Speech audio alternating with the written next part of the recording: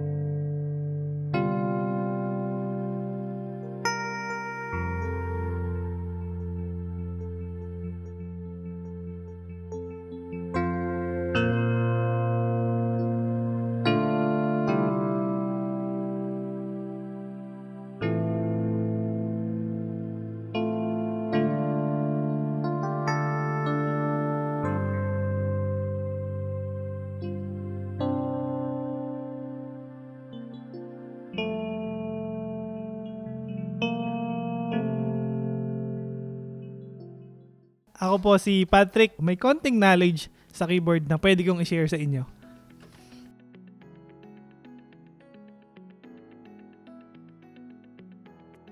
Okay. Unang-una, syempre, dapat parehas kayo ng key. Ng boses, tsaka ng keyboard mo. Yung lahat kayo. Hindi pwedeng naka-key of C ka, key of D yung gitara, key of E yung bass. Hindi pwedeng ganun. So, team kayo. Kung key of C lahat. Titignan nyo yun. Depende sa song leader nyo. Kung ano yung voice range ng song leader. Kasi, iba-iba ang tono ng boses ng song leader. May kaya ng mataas, may kaya ng mababa. So, nagbabase kami doon. Yun, essential practice. Dapat alam mo yung family chords ng keyboard, ng gitara din, ng bass. Kasi kung ang alam mo lang ay key of C o key of D, mahihirapan ka. Especially kapag iba-iba ang song leader. So, yun ang number 1. Number 2, still papasok pa din ng don't overplay. Titignan mo kung yung adjustment nyo as a team, kung maganda yung kinakalabasan ng practice, kung may gustong i-adjust. That's why we have practice. Kasi nga, doon mo makokorek yung mga... Okay, dagdagan ko din yung sinabi ko kanina. Dapat active listener ka sa team mo, sa song leader. So, yun, isa yun sa napakahalaga na way paano mo masasabi na umaakma yung playing style mo sa vocalist or sa banda. So, makikinig ka, i-explain ko lang konti. Nakikinig ka sa gustong mangyari ng song leader or ng pastor or ng team.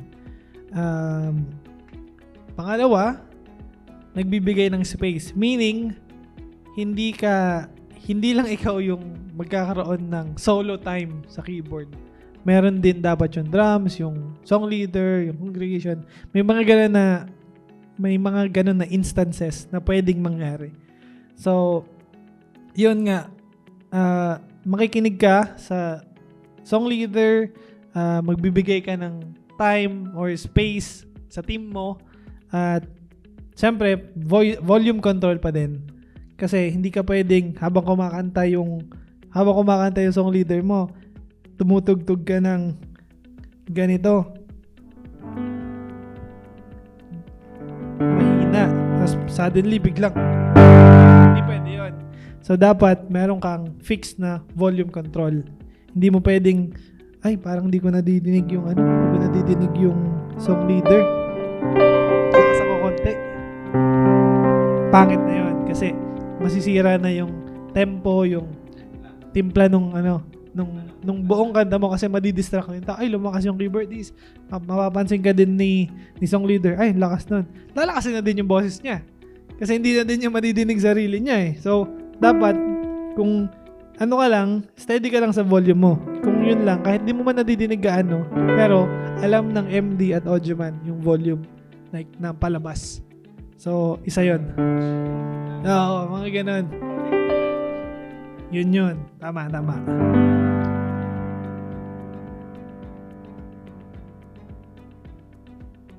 Oo. So, pasok pa din dun yung volume control na tinatawag ko. Kasi, yun nga, isa yun sa technique para mapaganda yung music, yung dynamic balance. Pangalawa, yung chord and voicing ko. Kasi iba-iba ang style ng pagpapiano. So, hindi ko naman sinasabi na mali. Iba-iba lang talaga ang style. Meron nga tayong jazz, may ballad, may reggae pa nga. So, iba-iba talaga. So, depende sa music style nyo. Number 1, volume control. Number 2, kung ano, let's say, nagwo-worship kayo,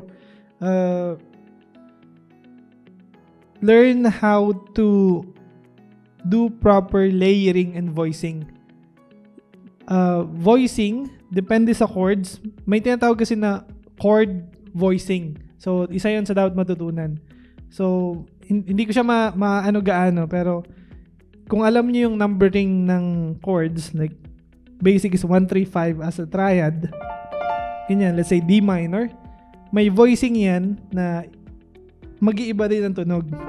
Let's say D minor, babaguhin ko siya as, yan yung D minor voicing ko. Nag-iba siya ng tunog, which is nag-a-add ng dynamic sa tugtog. Let's say B minor. Ang usually B minor is 1, 3, 5 is B, D, and F sharp minor. So, isa yun sa mga pwede mong i-voicing. Lahat naman may voicing. Pero pag binoicing ko siya, ang magiging tunog niya from this, magiging, which is may dating na iba. So, isa yun sa mga ginagawa ko. Pangatlo na, sorry. Paano mo mapanatili ang magandang dynamic? Always listen pa din. Oo.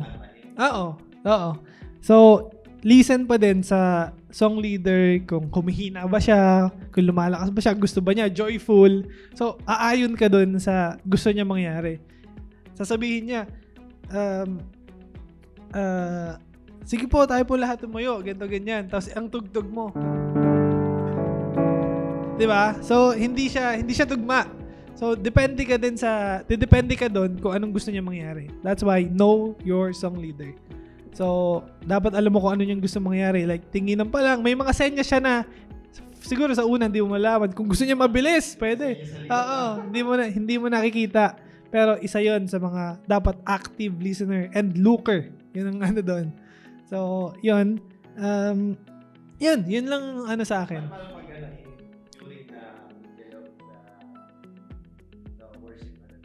Worship night. Tapos, yung galaw ng room is nag-iba. Yan, ang pinaractice nyo is itong part na to is hindi naman siya yung double time na Oo. speaking na naging joyful siya na lahat ng tao kumanta tapos nagdala na rin yung song. Doon pumapasok ang as the Holy Spirit leads.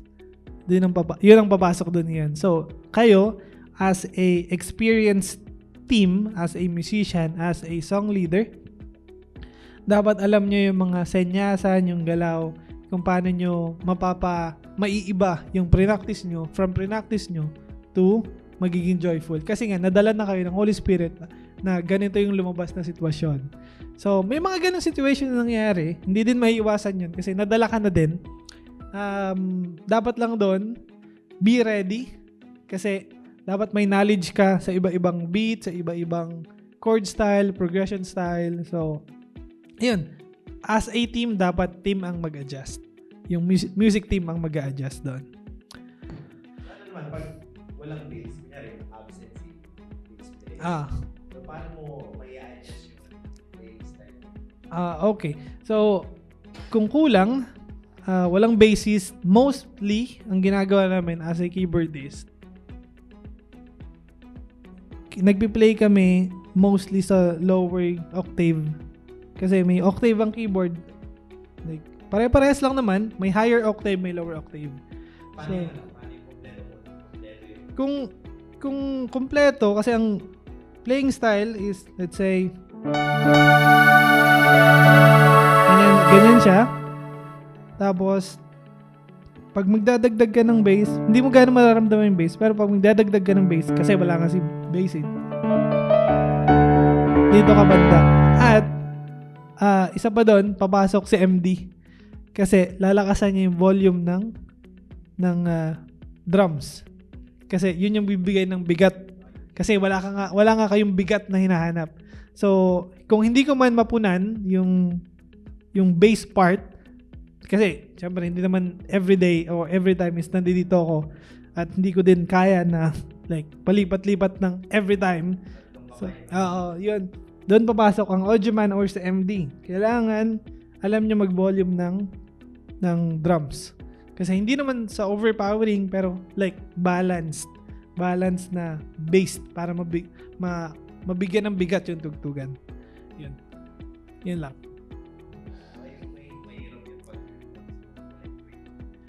Depende kung meron kayong controller na separated yung volume knob nung sa bass, pwede yun. May mga ganun at may nabibili din naman na connector. Pwede mo isaksak doon para makontrol mo yung mag-iwala yung volume.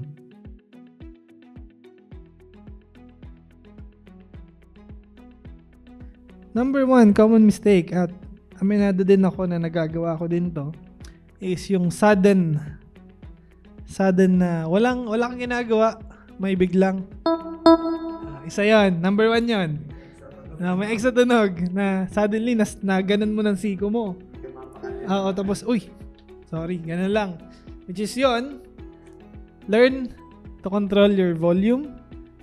So, dapat lagi bago ka umupo, bago ka umalis sa keyboard mo, alam mo yung volume. Hihinaan mo, lalakasan mo, depende sa iyo. Pagkatapos ng praise and worship or bago ka umalis sa keyboard mo, dapat yung volume mo is naka-hina. Naka-off basically. Kahit anong pindot ko dyan, wala. So, pag upo ka ulit, pag set ka na, dun mo lang ilalagay sa maintained volume mo as per the discussion of the MD. Kung hindi ka pwedeng mag full volume like 80% lang, 60% lang, depende na 'yon. So bago ka umupo, bago ka tumunog, bago ka tumipa, dapat naka-low ang volume mo. Hindi pwedeng naka-high lang yun lagi kasi may mga instances na ganun ka which is nakaka-distract. Nagtuturo si pastor, biglang may ganun. Titignan ka na lang nila. Isa 'yon sa common mistakes. Yun. Yun. Pangalawa, habang tumutugtog, again, overplaying. Overplaying is a very common mistake for everyone. Keyboardist also. Kasi, nadadala ka ng damdamin mo.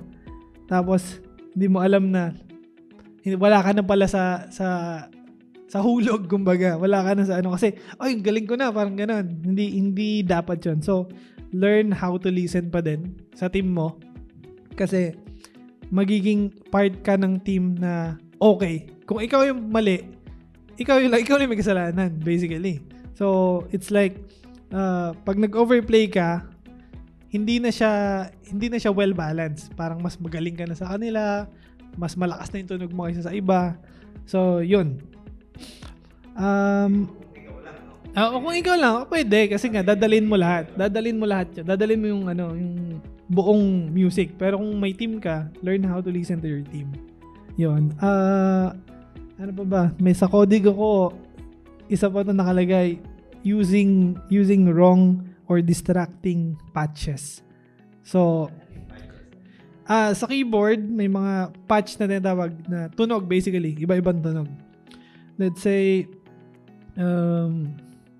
nagtuturo si pastor or nagpipray na. Usually, ang ginagawa sa pray, ako, personally, ang ginagawa ko, pipindot muna ako, kung okay yung keyboard nyo, pindot muna ng chord na gusto mo, then dahan-dahan mo taasan yung knob ng warm. Ganyan. Hindi pwedeng knob muna, tapos saka mo. Hindi ganun. Kailangan, pumindot ka muna, tapos dahan-dahan, naka-sustain pedal, tutunog, dahan-dahan lang siya, papasok ka, dahan-dahan.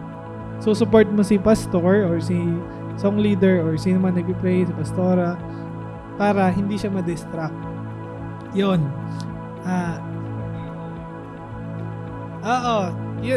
Sample, kung hindi mo alam ang volume mo, si pad, itong pad ko is naka-high agad, tapos nagpipray siya, tapos pumindot ka. Iba yung dating. Nakakagulat, nakaka-distract. Isipin mo yung mararamdaman ng congregation biglang nakapikit tapos biglang gaganon kasi magugulat ka na lang kasi tumugtog. So, ang pagkakaiba, like, ito, yung pindot muna bago ang pad. Wala nang kamay. Dahan-dahan. Yun. So, nakasustain ka. Then, pagkakaiba again, nang naka-high na agad yung pad mo, nang tsaka ka pipindot, which is hindi maganda pakinggan. Isa yon sa mga dynamics. Doon papasok din yung playing too loud or playing too soft. So, yun yung mga common mistakes. Isa pa, common mistakes, playing when silence would have been more powerful. Like, kung hindi necessary na mag-play ka, huwag ka mag-play. Kung sinabi ng pastor or ng song leader, let the people sing, let the people pray, kailangan full silence lang. May mga ganun kasi mas powerful ang voice kaysa sa'yo, sa musician. So let's say nagpi-pray, nakababad ka, tapos sinabi ng pastor, please without instrument, pero ikaw di ka nakinig, ganun ka pa, hindi siya necessary. Yun yung mga common mistakes na ginagawa. So yun pa, Dapat lagi ka lang nakatingin. lagi kang nakikinig. Sa lista may mga bagong, kunyari bagong pianist. Hindi pa sila expert sa mga keys. Oo. So, alam mo yung nasa isip nila is ano yung key na susunod. Oo. Distracted. So ngayon, nakaano lang sila, Oo. nakatingin lang sila sa piano. Oo. Pero sa playlist na pala yun. Oo. Totoo yan. Kasi nga, distracted ka. Kasi nga, siguro pressure or may mga ganon. Hindi na naman na din maiiwasan, pero as the time goes by na lang siguro, as experience, na ma-experience mo yung ganong mistake, is matututo ka.